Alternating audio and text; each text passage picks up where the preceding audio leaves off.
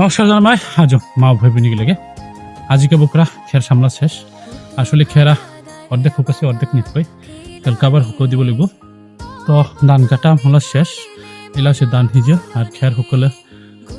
সময় চলে লাগছে খুব ব্যস্ততার মধ্যে আছে আর সারাদিনই খুব মানে কাজেলা চাপ কাজলা চাপ বাখার তো হবাকু ধন্যবাদ জানে ভিডিওটা যেতে শেষ করলাম হবাকু ধন্যবাদ।